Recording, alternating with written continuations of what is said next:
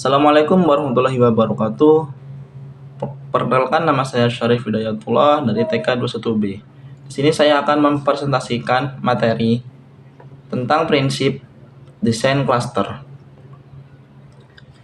Prinsip desain klaster dibagi menjadi 4. Yang pertama, gambar sistem SSI dibagi menjadi 3. 1.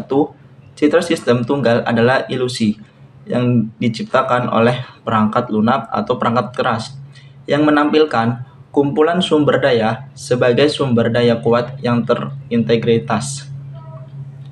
Yang kedua, SSI membuat klaster dampak seperti satu mesin dibagi pengguna, aplikasi, dan jaringan. Yang ketiga, sebuah klaster dengan beberapa gambar sistem tidak lain hanyalah kumpulan komputer independen, sistem terdistribusi secara umum. Gambar sistem tunggal memiliki 4 fitur gambar, yaitu yang pertama, sistem tunggal. Seluruh klaster dipandang oleh pengguna sebagai satu sistem yang memiliki banyak prosesor.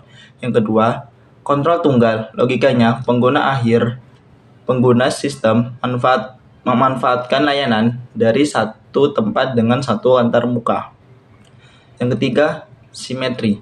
Seorang pengguna dapat menggunakan layanan klaster dari node manapun. Semua layanan dan fungsi klaster bersifat simetris terhadap semua node dan semua pengguna, kecuali mereka yang dilindungi hak akses. Yang keempat, lokasi transparan. Pengguna tidak mengetahui keberadaan perangkat fisik yang pada akhirnya menyediakan layanan. Layanan SSI dasar dibagi menjadi 3. Yang pertama, titik masuk tunggal. Yang kedua, hierarki file tunggal ilusi gambar, sistem file tunggal yang besar yang secara transparan mengintegrasikan disk lokal dan global serta perangkat file lainnya. Misalnya, kaset. File tunggal dapat dibagi di 3 jenis lokasi dalam sebuah klaster. Yang pertama, penyimpanan lokal disk pada node lokal, penyimpanan jarak jauh disk pada node jarak jauh, dan yang terakhir, penyimpanan yang stabil. 3. I/O tunggal, jaringan dan ruang memori.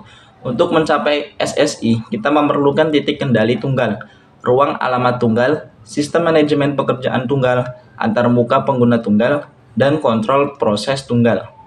Yang kedua, ketersediaan tinggi atau HA. 3 istilah yang sering digabungkan dalam ketersediaan tinggi HA. Yang pertama, keandalan mengukur berapa lama suatu sistem dapat beroperasi tanpa kerusakan. Yang kedua, ketersediaan menunjukkan persentase waktu sistem tersedia bagi pengguna, yaitu persentase waktu aktif sistem. Yang ketiga, kemampuan melayani mengacu pada betapa mudahnya melayani sistem, termasuk pemeliharaan perangkat keras dan perangkat lunak, perbaikan, peningkatan, dan lain-lain. Yang ketiga, toleransi kesalahan.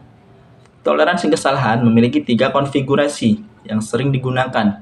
Yang pertama, siaga panas. Komponen utama menyediakan layanan, sedangkan komponen cadangan redundan hanya berdiam diri tanpa melakukan pekerjaan apapun. Namun, siap atau panas untuk mengambil alih segera setelah komponen utama gagal. Yang kedua, pengambilan bersama. Semua komponen adalah yang utama karena semuanya secara aktif melakukan beban kerja yang berguna.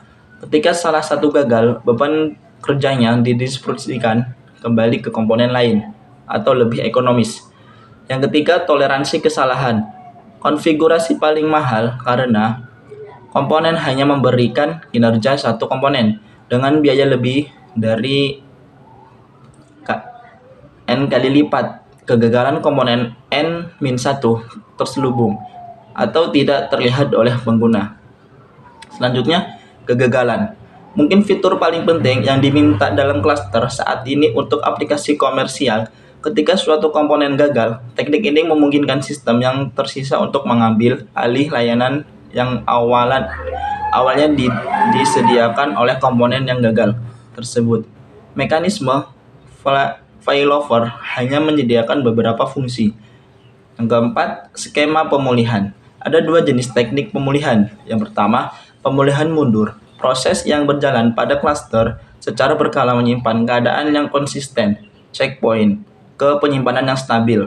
Yang kedua, pemulihan ke depan. Sistem menggunakan informasi diagonis kegagalan untuk merekonstruksi keadaan sistem yang valid dan melanjutkan eksekusi. Selanjutnya, teknik pemeriksaan dan pemulihan. Teknik pemeriksaan dan pemulihan dibagi menjadi 5, yaitu yang pertama, tingkat Cornell, perpustakaan dan aplikasi. Yang kedua, overhead pos pemeriksaan. Yang ketiga, memilih interval pos pemeriksaan optimal. Yang keempat, pos pemeriksaan tambahan.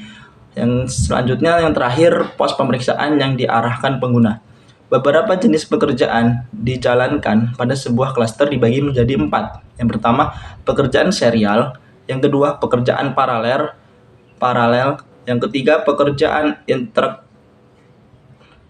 interaktif. Yang keempat atau yang terakhir, pekerjaan batch.